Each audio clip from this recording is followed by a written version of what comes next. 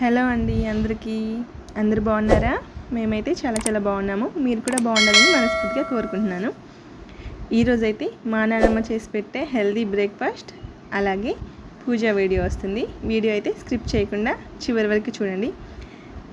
దీన్నైతే మా దగ్గర అయితే ఆవిరి కుడుము అంటారు. మా నాన్నమ్మ అయితే వారానికి 2 సార్లు చేసి పెడుతుంది దీన్ని. ఏం లేదండి, ముందు రోజు నైట్ 2 కప్పుల మినపప్పు తీసుకుని అందులో ఒక ½ కప్ రైస్ తీసుకొని కడిగి నానబెట్టుకోవాలి. మార్నింగ్ లేచిన వెంటనే దీని అయితే మిక్సీ పట్టుకొని అందులో కొద్దిగా సాల్ట్ వేసుకొని ఇలా అయితే ఇడ్లీ ప్లేట్లలో అయితే వేసుకోవాలండి. చాలా బాగుంటుంది. ఇదైతే ఎర్ర కారంతో తింటే చాలా టేస్టీగా ఉంటుంది. మేమైతే వారానికి 2 సార్లు చేసుకొని తింటాము. చాలా బాగుంటుందండి. మీరు కూడా ఒకసారి ట్రై చేయండి. వీడియో నచ్చితే లైక్ చేయండి. అలాగే మన ఛానల్ని సబ్స్క్రైబ్ చేసుకోవడం అసలు మర్చిపోవద్దండి. చాలామంది వీడియోని చూస్తున్నారు కానీ సబ్స్క్రైబ్ అయితే చేసుకోవడం మర్చిపోతున్నారు. వాళ్ళైతే సబ్స్క్రైబ్ చేసుకొని సపోర్ట్ చేయండి. ఇలాంటి మంచి వీడియోస్ మీకు వస్తుంటాయి. సబ్స్క్రైబ్ చేసుకొని సపోర్ట్ చేయండి.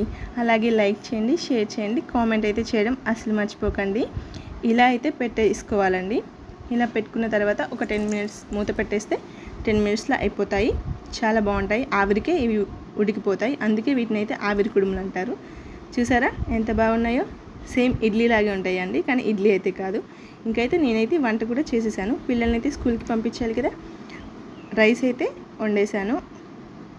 ఇలా ఆలూ కర్రీ అయితే చేసేసానండి. ఇంకా ఆలూ కర్రీ చేసినాక పిల్లల్ని అయితే రెడీ చేసి స్కూల్కి అయితే పంపించేశాను.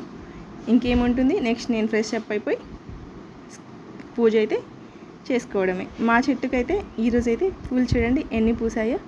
మాకైతే బయట నుండి పూలు ఎక్కువ తెచ్చుకునే పని లేకుండా ఇంట్లోనే పూలు ఇలా పూస్తాయి. ఏంటో అప్పటిదాకా వర్షం అయితే ఫుల్గా పడింది. నేను పూజ చేసుకునే టైంకి అయితే వర్షం అయితే ఆగిపోయిందండి. నేనైతే చాలా లక్కీ అనుకున్నాను.